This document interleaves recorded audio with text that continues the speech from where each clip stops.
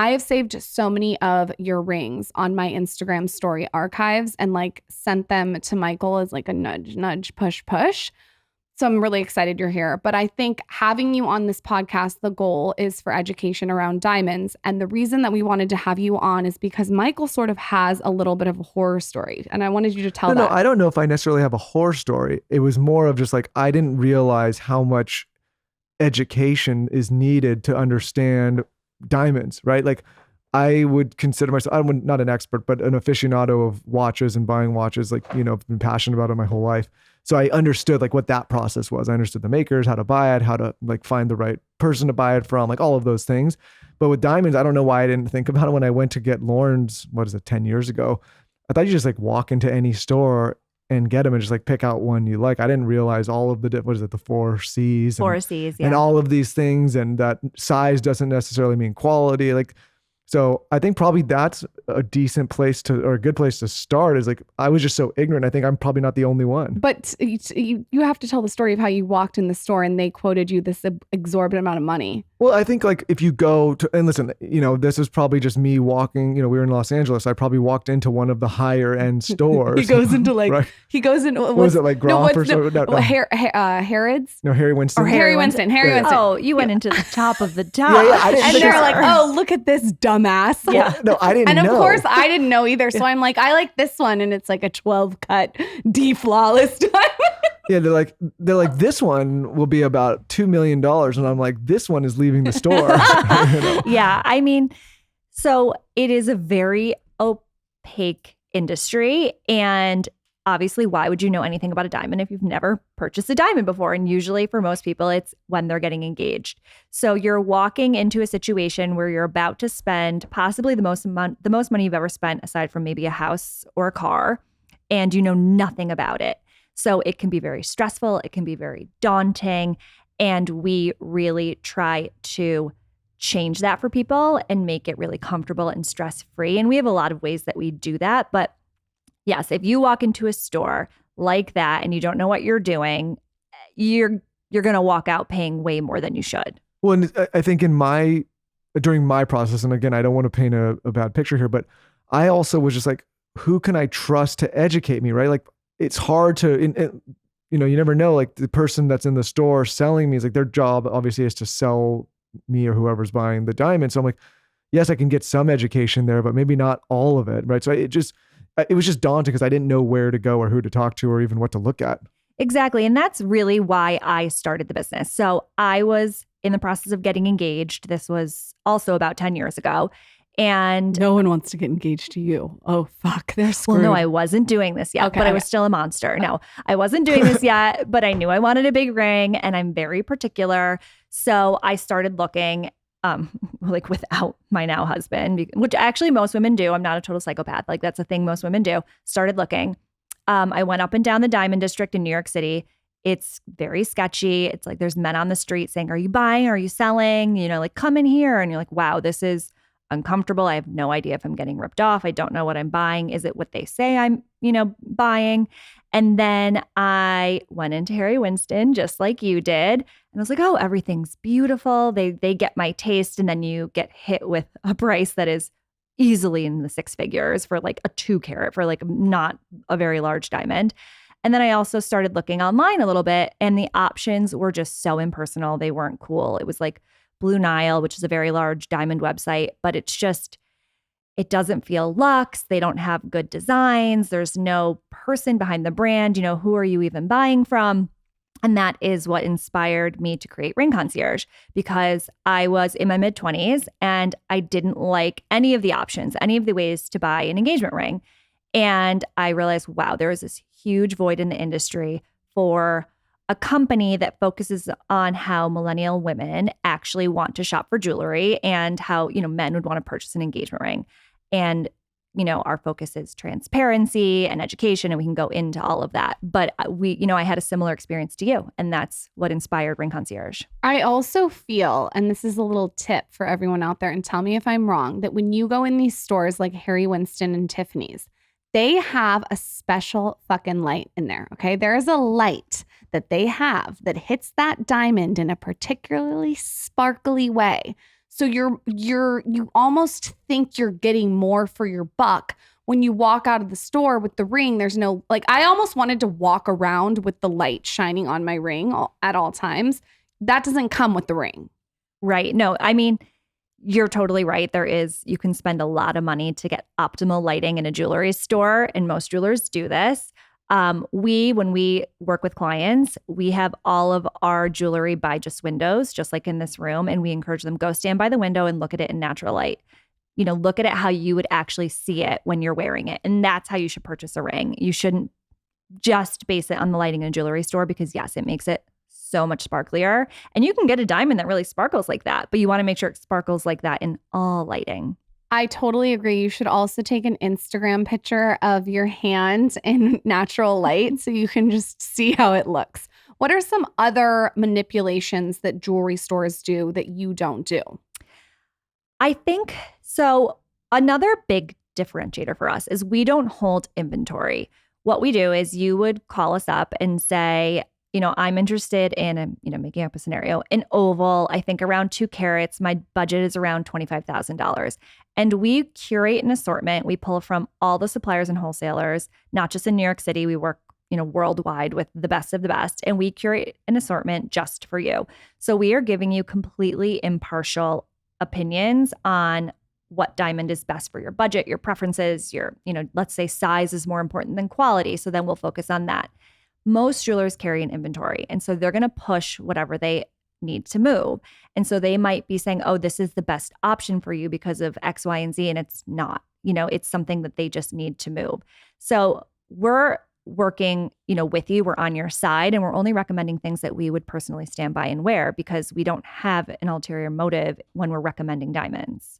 That makes sense. Another thing that someone said to me that made a really big difference when I was picking out what I wanted and silently sending pictures to Michael was everyone's finger is different. It's like your body. Like some things flatter body types better than other things. And I think with the ring, I was told that there was a certain stone that flattered my finger and made it, I was told, like a ballerina finger, like a longer finger. Do you find that to be true with different shapes and sizes? Absolutely. So universally, the most flattering is an oval, and that's because it's elongated and it helps elongate the finger. So when people are kind of self-conscious about their finger shape, that tends to be a really great option. Rounds are also universally flattering. They look good on everybody. What I wouldn't do is if you kind of have stubbier fingers, there's nicer ways to phrase that. But if you have a stubbier finger, you don't want a ring that's going to emphasize that. So a shape, for example, that wouldn't be great might be a very square cushion shape. You want something that's long and lean to make your finger look long and lean, like a ballerina finger, just like you said. Yeah, I didn't want a chode finger. That was important to me. Nobody wants that. Yeah, I wanted my finger to look long. And I think that that's something to be said when you're looking for the ring. I would love to talk about how much education goes into the whole process with the woman before the man even comes. Like what do you see women doing to start the process? Like nudge, nudge, wink, wink or I guess it could be woman to woman too. Like what do you see women doing secretly behind their significant other's back before they even buy the diamond? Yep. So that's a great question because what the women focus on is so different than what men typically focus on, or, a woman if she's the one purchasing the ring. So women care 99% of the time about what it looks like. They don't care about the quality. They don't care about the specs. They want the biggest ring humanly possible, within their partner's budget. And that is what they care about. And they care about the setting design. They care about the overall aesthetic. And so that's usually what they're sending their partner. Get me this ring. Then a guy comes in all stressed out. He doesn't know what he's doing. He did a little bit of online Googling and he's like, oh my God, I need to buy a flawless diamond. Like it needs to be colorless and flawless and all these things. Well, guess what? Now your budget is just shifted to quality over size. And that's the opposite of what she wants. So usually that initial conversation for us is working with a guy and saying, okay, we're going to make sure it's still an optimal diamond and it's going to look white and bright and you're not going to see any visible, inclusions. But you can drop a bunch of marks here and a bunch of marks here, and we can reallocate that towards carat weight. So now she's super happy. And that's usually the balance and the difference between what a woman wants and what a guy thinks he should focus on when they first come in for the first appointment. Well, Lauren, I think this is the education that took place for me. One, I only knew about shape and size, right? And cut in the beginning, right? I didn't know about the color and all the clarity and all this stuff.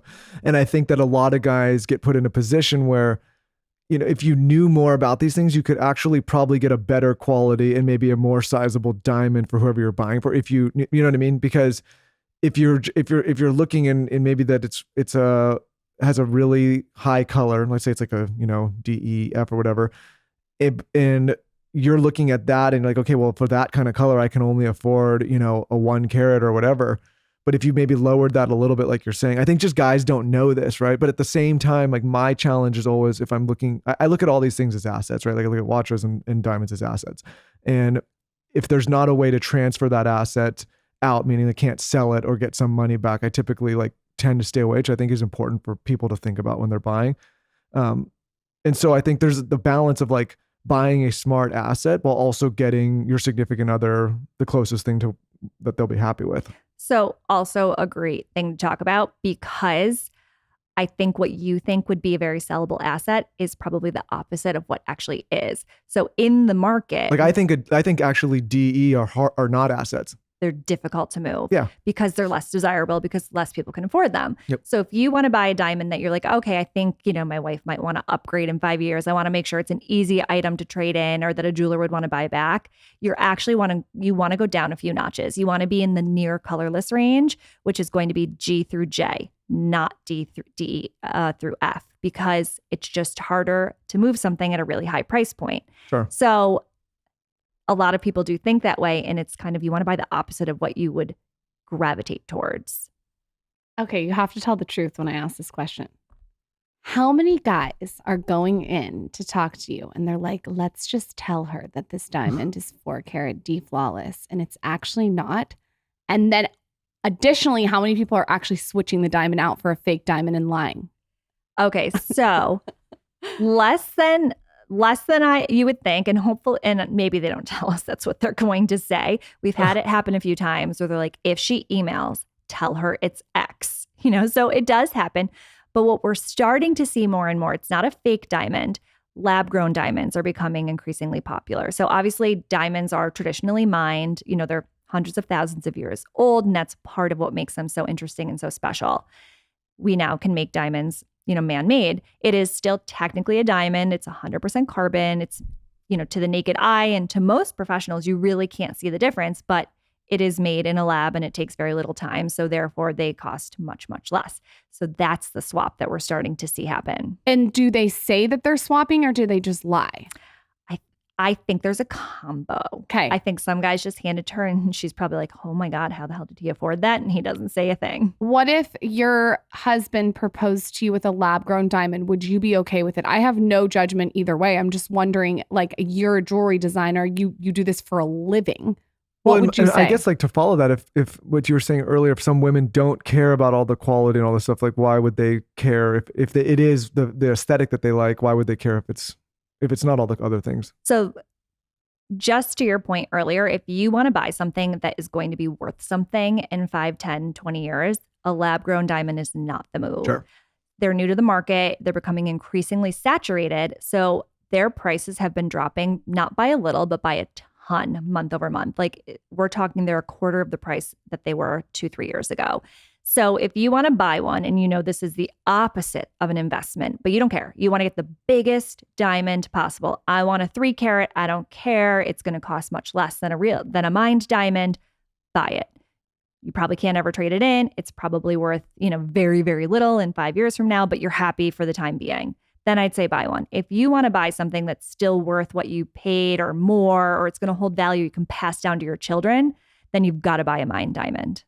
What would you say, though, if they proposed with a lab diamond? I want to know what you'd actually say. Like, give me your real reaction right now. I'd be pissed. I personally would be pissed. I'd be like, okay, you couldn't pony up and get me the real thing. That's how I would feel. And what about a moissanite? We've seen this now on Vanderpump Rules. This is like a whole scandal. Have you seen this? No. Okay, there's like a scandal on Vanderpump Rules about the moissanite diamond. Again, I actually have no judgment either way. Like, who the fuck cares what you're wearing? Mm-hmm. But I would love to know, like, you're a professional, what your opinion is. So moissanite, I would also I'd be particularly pissed.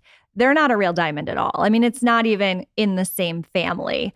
So if you gave it to me and said, this is what I could afford, I hope you love it, I would be fine with that. But if you give it to me and say, this is a diamond and it's not, like, that's not a way to start a relationship, first of all. Ooh, you're a liar. Integrity. Exactly. What is the history of the diamond? Like, how did this become so important, right? It's like, this is one of the more important things when you're getting engaged.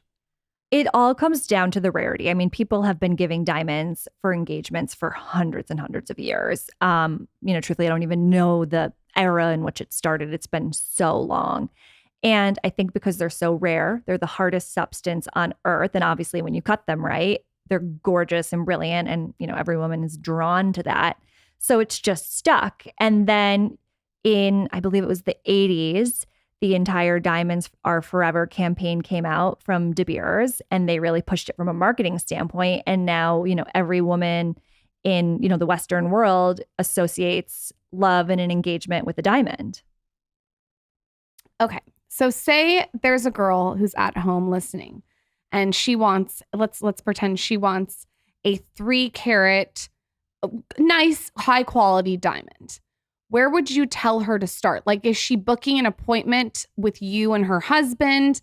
Is she sending him stuff on Instagram? What are the little tricks and tips that you can give this girl? Is he going to therapy? Yeah. Is he spending that? She's got high taste right there. Is he breaking up? Like, what's the dynamic that you usually tell people to do? We usually see 2 things. Either the couple makes the appointment together and they come in. We also work with couples remotely all the time. So they'd be involved with the process together. They'd do their initial consultation. They'd learn, we educate them. They'd learn kind of what that's going to cost them and what she might care about most. And then usually she bows out. And the final appointments he'll do alone. So there is still this element of surprise where she doesn't know the exact diamond he picked, or she doesn't know when he's going to propose because she doesn't know when the ring's going to finish. So there is usually still this like surprise element. Or she will send him a million screen grabs and aggressive texts and just be like, this is the ring I want, because he doesn't want her involved in the process. And he comes in alone and then just shows us a screen grab and says, make this or she'll kill me. So it's usually one of those 2 scenarios. How do you feel I was? I think I was pretty easy. I picked her stone myself. Which I love. Without her, after going. But you knew what flattered my finger. Well, we went in and we looked at a bunch of different stones on like basically what flattered her finger. So I was going to make sure that at least like had an idea of the type or the shape she liked. But then I figured out all the other stuff. And then she obviously took over the full process of designing it with the jeweler, because at least with the setting. Because I was going to fuck that up for sure. Sure. Speaking of setting, I feel like it's time to update mine. I would love to know the evolution of how the setting and the diamond has changed since you started to now. Like, what is very on the pulse, almost avant-garde, where you think like the industry is even going? Yep. So we are usually at the forefront of trends in engagement rings because, there's not that many cool people doing this. So people usually are following our Instagram account and they're really getting inspiration from us. The trend that's the largest right now and that we really started is the whisper thin setting. So that is the thinnest band you can safely wear. So the focus is all on the diamond. And yellow gold tends to be more popular in that setting than platinum, which is also a big shift because it used to be all about platinum. So it's just this super, super thin gold band and your diamond looks like it's floating on your finger. It makes the diamond look massive. It's easy to stack other wedding bands and other fun rings with that setting. So that's wildly popular. People come to us just for that specifically. I like that dainty setting. I think that's so much more flattering than like a huge thick band. Totally. And there are trends because, 10 years ago, a thick band was what everyone wanted. But I think where it's going is even more modern. So a bezel set is huge right now. What's that? So that is when there is a ring of gold around the diamond. There's no prongs. So it basically mirrors the shape of the diamond. I'll have to show you one because it's almost like a little hard to describe, but it's you see the color gold wrapped around the diamond. It's not as simple as a 4-prong ring. You are such a professional at what you do, but you've also, and I've watched you for a long time, really been savvy about the business on social media. No one was doing what you were doing on social media. I mean, the way you take your pictures, you are constantly showing new shapes. They're on the pulse, they're avant-garde. How do you do both and do it so well? So I found early on in the business that blurring the line between being an influencer and a retailer was kind of the key to our success. Yeah. Not being just a brand, which is how most people in the industry operate because it's mostly male run. So, you're not going to see a 60-year-old guy posting selfies on Instagram. No one's buying from that if you're selling jewelry. No one wants that man's chode finger. No, with hair. No. So, I used Instagram to grow the business. It's my single most important tool. And it is a focus of mine. And we've basically the team has carved out of my schedule time to focus every single day on Instagram because it's not just this fun, fluffy thing for me. It is a business tool. And the reason why it's been so effective is because women see exactly like how you wear this jewelry every day. It's not just a product shot on a white background. It's I'm at dinner and here's what I'm wearing and here's why I chose these pieces. And this is the engagement ring I'm wearing today and here's the wedding bands I'm stacking with it. So they really see how to wear it. They feel more comfortable wearing jewelry every day because they see like you don't have to be going to a formal event to be decked out in diamonds. And I think they relate to me and they trust my expertise because they see the face behind the brand.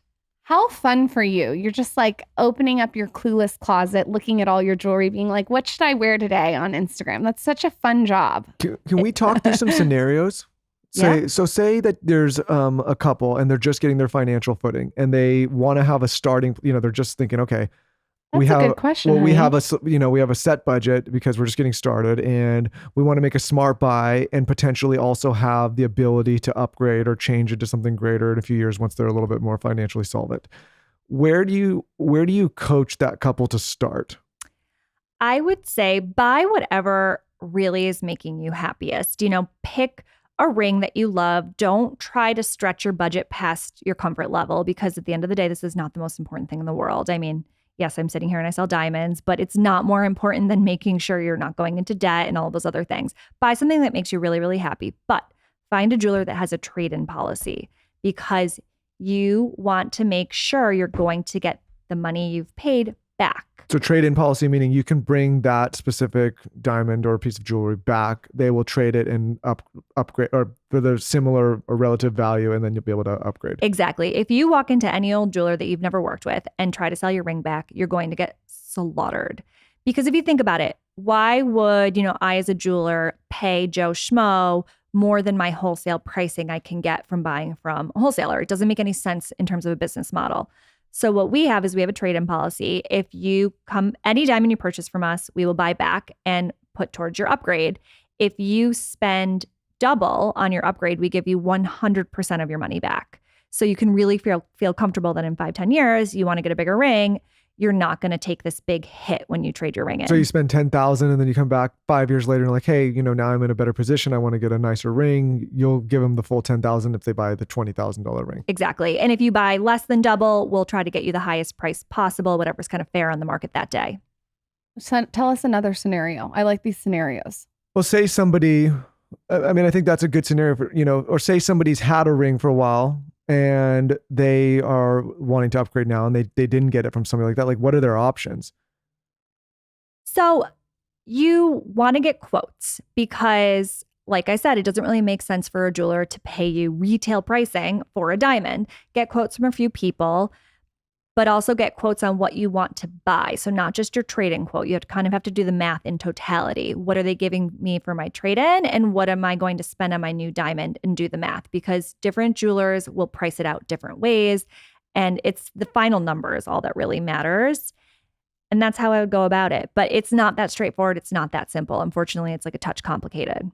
I would love for you to talk about like gaudy, I'll spend whatever I want versus chic, understated, but also beautiful. Like, what do you do when someone comes to you and they're like, I could spend whatever I want? Like whatever. What do you say? How do you talk them off that cliff to get them something pretty? So I never talk them off the spending so much cliff, but no, I know what you're talking about. To make it like cool and not loud and annoying. But sometimes people like to be loud and annoying. And if you like to be loud and annoying, great. But like, I'm just asking how you do that. I feel like it's a finesse. It is a finesse. Luckily, people usually come to us that have good taste because I think they're drawn to the simplicity of our settings. But we definitely have clients that, they want to buy a very large diamond, let's say like 9 carats, and then put big side stones with it. And then all of a sudden you're like knuckle to knuckle. You don't see any skin. It's uncomfortable to wear. So those are the scenarios where we really try to talk to them about other options, which might be a little classier. Like, let's just keep the band super simple, keep the setting really, really simple. But if you want to feel like you've got more, buy yourself a badass band, a big eternity band that you can wear on your right hand. So you're kind of spreading out your diamond coverage and it's not all just covering one finger, which is when it does look very gaudy. There's obviously a lot of controversy in the diamond industry, and also it's male dominated. I would love to know your thoughts on both of those. Yeah. So like I said earlier, that was one of the big inspirations for me starting the company. I didn't think it made sense that an industry that caters to women, women are the end users and they're the drivers in the decision. And, nowadays with fine jewelry, women are just shopping for themselves. Why is this being run by 60-year-old men who are taking over a business that their dad run and then their grandpa ran it before them? And it's just so crunchy and old and antiquated. It wasn't cool. So when I started this, it was really tough because no one took me seriously within the industry. I remember once I was meeting with a manufacturer and I brought some diamonds with me to show him to talk about, the specifics of the settings I wanted. And he looked at me and he's like, "Do you have insurance for those?"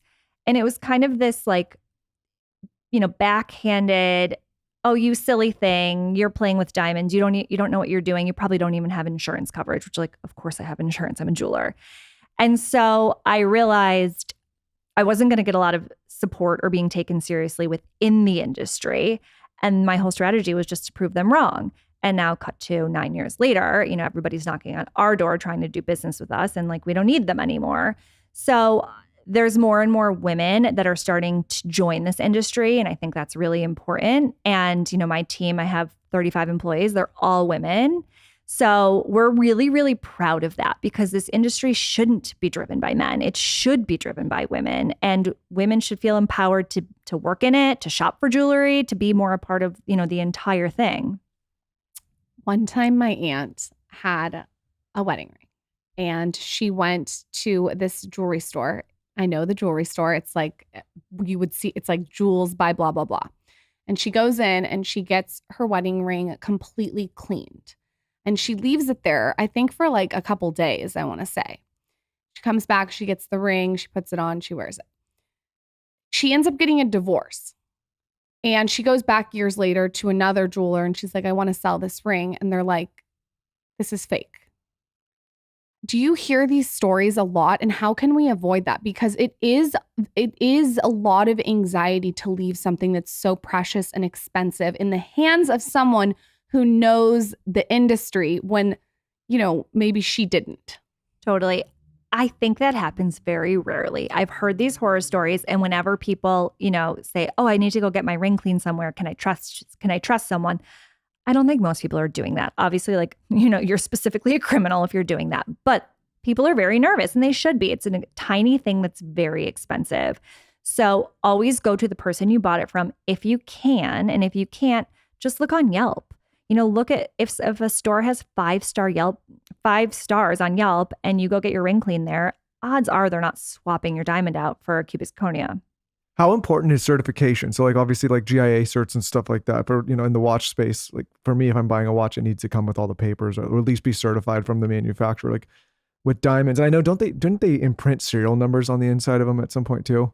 Or they do? Yeah. So certs are extremely important. And the only one that matters when it comes to diamonds is GIA.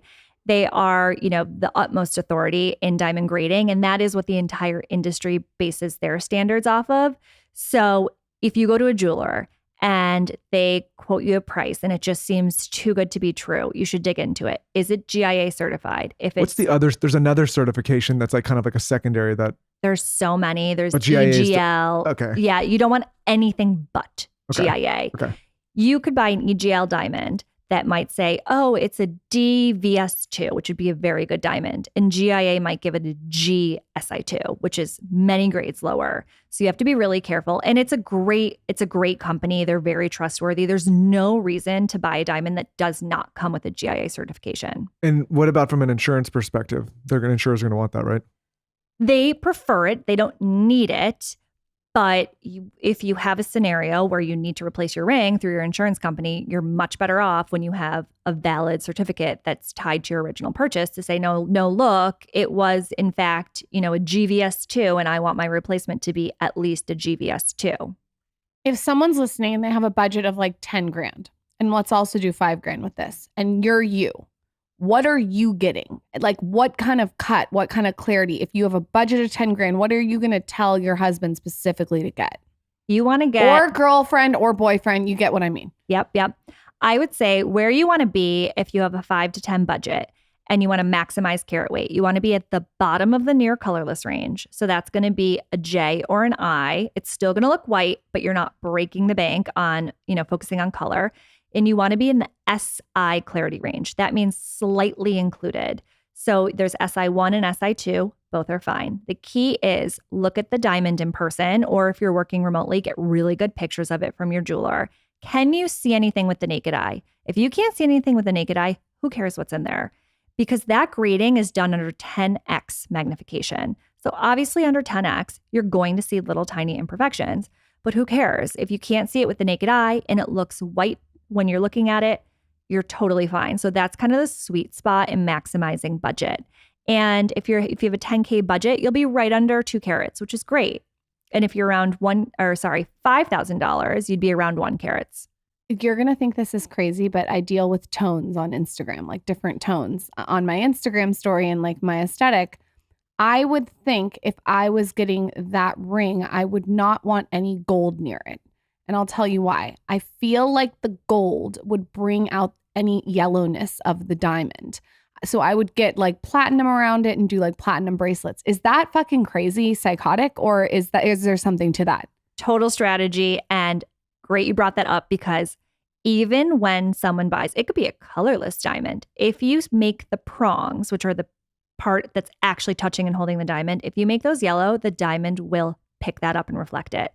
So even when someone wants a yellow gold ring, which like I said, we sell all the time, we make the band in yellow and the head, which is the part that the diamond sits in, always platinum, always platinum. This is why you don't see me wearing a lot of yellow, because I think it brings out the yellows in my highlights. I know this, bear with me, it brings out the yellows of the teeth, the yellows of the eyes, and you won't see me wearing a lot of red, because the same thing, I don't want my eyes to look red. I'm very specific about tones. And I know that sounds crazy, but once I point this out, I feel like the audience, maybe someone will DM me and be like, I get what you mean. But there is something to be said. Actually, if you have a diamond that's towards, a lower color grade, so it does have more warmth and it looks a little more yellow. If you set it in all platinum, like the band is platinum and the head, it will make it look more yellow because it's contrasting against white. So you want a yellow band that helps make the diamond look whiter. But again, the top of it, the prongs, need to stay platinum so you're not adding more yellow into the reflection. You guys, that is such a good tip. Write that down and play it. You're in the bathroom right now with your significant other. Turn that up and play it right next to them. How can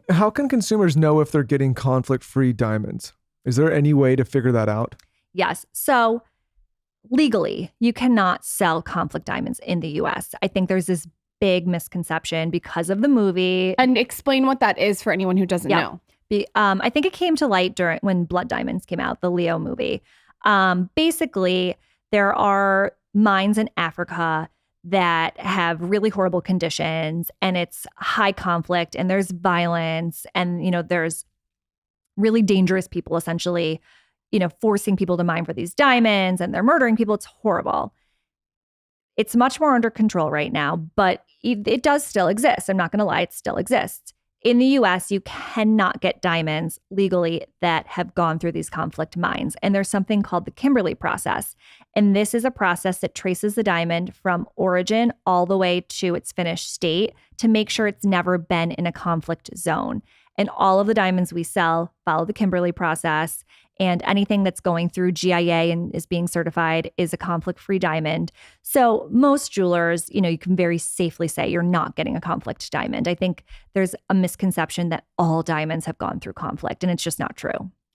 Nicole, can you tell us the coolest diamond you've ever done? And then maybe if you can talk about a celebrity or influencer that you did that you were just like freaking out about. Yeah, I would say the coolest diamond also happens to be the largest diamond we've ever sold. And it's not just because it was big, but that surely added. It was 11 carats. But what made it cool, which is gigantic, that's like an ice skating rink. But what made it really cool is it was this really rare antique cut. So it wasn't cut in a modern way, which can be very flashy. I think when you go really, really large, you have to be super careful about the cut you select so that you're not looking gaudy. And it was very understated, and we put it in the whisper thin, and the proportions were just crazy to have this ice skating rink in the really thin setting. It was out of this world gorgeous. You have to show it to us on Instagram story if you can. Yes. When this goes live. Yes. And what about celebrities and influencers? Do you get them all the time? We do. I would say the story I like the best is actually Jordan and JoJo. I don't know if you watch The Bachelor. So she was the Bachelorette, and Jordan won. They're still together. Everyone loves them because they're just the greatest couple ever. If you watch The Bachelor, you get proposed to with a Neil Lane ring, and it's this whole thing. They came to us about 2 years ago, and he basically was like, "This ring's not my vibe. It was given to me by the show, but I want to propose to her with a ring that she actually loves, that I picked out. I want to feel like it's this real proposal." And she was a follower of ours, and she was, doing what you were doing and just saving all of our pictures and sending it to him. So he completely surprised her. She had no idea, and bought her this like killer oval, set it in the yellow whisper thin, and re-proposed to her for real without cameras, without a TV show. And this was years into their relationship where they were already technically engaged, and re-proposed to her in the way that he always dreamt of. And it was just so sweet and so special. And they're like the nicest people on the planet. I would love another proposal. And I'll tell you why. I think that it's been a long time we've been married. I could use like a little, like my gas tank needs to be filled. Like I would love for you to like do a whole proposal again and re-propose. All right, I'm sure. If you're looking for like an idea, like I would. Let me tell you something, Lauren. We're gonna get this baby out first. We're gonna give me a little breathing room, and then we'll see how it goes. Okay, I'm just like putting it out there. If anyone wants to DM Michael, I'm telling Nicole. I'm like manifesting it. I would love like just like a sporadic. Let's do it non-traditional. You propose to me, and you set it up for me, and you dial me in. No, I feel like your fingers are too chody for that. I don't have chody fingers. Little bit. I think that I might need a proposal if anyone has any isn't ideas. it like supposed to be like the 10-year mark, 5-year mark? Yeah, we're almost there, I feel like. Really? Yeah. Right. Well, I think that's a now great I got idea. Nicole's contact. I want to know selfishly for myself, when you're cutting a diamond and you were talking about the antique cut, what does that mean? Like, is there specific names for it? Yes, and they're actually antique. They're not cut new. So there's an old mine cut, which is the precursor to today's cushion. And then there's the old euro, which was the precursor to rounds. And they're truly antique diamonds. And the way we acquire them is we would go to auctions and, all of these types of things and buy out antique jewelry. And it might be a huge necklace that has 50 of these, because back in the Edwardian period, that's what women wore. And we pull the whole thing apart and get the diamonds repolished and GIA certified. And then, you sell them loose for engagement rings. So it's really cool. They're really old. It's just so special. That's really, really cool. I like that. What about necklaces, bracelets, little rings, maybe someone single that's listening that wants to buy themselves something? Do you also sell watches? Talk to us about the other things that you do and like little tips and tricks that you have for that. Yep. So we have a website. We're ringconcierge.com, but we have a website that has everything and anything you could ever want in the fine jewelry space. We were talking a lot about engagement rings here, but that is just half of the business. The other half is fine jewelry. prices start at $70. You can get, a single stud to do like a cool earring stack, and they go way up from there. But some of our favorite things that people like are stacking rings. We have a lot of really cool rings in like the $300 range. You can slowly build out your stack, buy one piece here and there, so you don't have to do this monster investment, over time, or make a wish list and have your friends and family buy you a new ring for every occasion. Bangles are huge. We sell a ton of bangles. I know everyone loves a Cartier love bracelet, but they're expensive. And for that same amount of gold, or for that same price, I should say, you can get 3 or 4 of our bangles and create like an entire wrist stack for the price of one love bracelet. Yeah, yours are super chic. She's wearing them right now. I feel like you guys look at her Instagram, you can see that. What are some other trends that you're seeing coming up? Not trends now, some trends that are going to come up. Tennis necklaces as an everyday piece. Is that just a diamond necklace? Yep, a string of diamonds, which who doesn't want, around your neck. People are wearing them now casually. Traditionally, you would wear this like to a wedding, to a black tie event, and now I'm wearing one today with a Skims bodysuit. People are grabbing them, layering them, wearing them really casually with a ton of gold necklaces. There's this movement towards traditional diamond heavy pieces like a tennis necklace, a tennis bracelet, and just making them feel really casual and layering them on and, going to lunch with your friends wearing these pieces. That's so funny because she has tons of jewelry on, you guys. And the one thing I'm attracted to, I'm attracted to all of it. It's gorgeous. It's all dainty, beautiful pieces. But I kept looking at that tennis necklace, if you're wondering. What? I don't know if I could see. Huh? Michael really wants a cock ring. Do you design those? Yeah. We haven't, but we can create anything. We could create like a piece that goes from his balls to his tip with a little diamond. Yeah. It'd be kind of cute. That's where the budget's going to go. We were going to think about upgrading you, but instead we'll put the budget that way. Yeah. If you could change one thing before you go in the diamond industry, like if you could snap your fingers and change it and make them sort of speed up to where you are, what would it be? I think it's empowering women even more. That's my biggest mission within this industry. If you want something, go buy it for yourself. I mean, obviously an engagement ring is specific, but don't wait for a man to buy you jewelry. If you want something, go buy it. I think the entire industry needs to understand that this is what everything's moving towards. Millennial women, Gen Z especially, like they're not waiting around to be gifted something. They want to feel empowered. They want to feel important. Jewelry makes you feel pulled together. It makes you feel special. Go buy it for yourself. I think that's, the big shift that needs to happen. And just so we know, are there plans that people can get on, or is there nothing like that? Is it full price only? We use Affirm on the website. So if you want to, join a payment plan, it's really easy. It tells you exactly what your monthly payment would be. So you don't have to make this big commitment right away. If you want to buy a piece that's $1,000 and it breaks it out over 6 months, it becomes, really affordable. And the difference is when you're thinking about your disposable income, if you say, okay, I have $1,000 extra dollars I'm going to spend this month, I would recommend don't buy shoes or a bag because yes, they're great. Don't get me wrong. I have nice shoes and bags, but that's very trendy. If you want to buy yourself a gold bangle, I promise you're still wearing it in 5 years from now. Jewelry trends are very slow to shift. So if you're going to put your money somewhere, it's a great place to put it because you're going to get so much use out of it. And you can wear it every single day. You can't wear the same shoes every day. You're not going to look good. But you can wear a bangle every single day and get a ton of use out of that purchase. I completely agree with you. I would way rather not spend money on my bags and shoes and spend money on jewelry or my time or my skin. Those are my favorite things. Michael's the same way about your watches and your jewelry. You like to spend money towards that instead of, I feel like. Well, I think if you buy the right piece and the right thing and that you actually love it, like you said, like there's certain things that I've had that's been, 10, 15, 20 years, right? And it's still in style. Yeah, and you can pass it down to Zaza. Like that's the other thing. This is a material that lasts forever. So that's another reason jewelry is a great thing to purchase if you want to think about longevity. My new ring that you're proposing with and my tennis necklace can be passed down to Zaza. Maybe I'll just get something for Zaza. Lucky you guys, the Ring Concierge has given you a code. It is Skinny Ring for 15% off. And is this the whole site?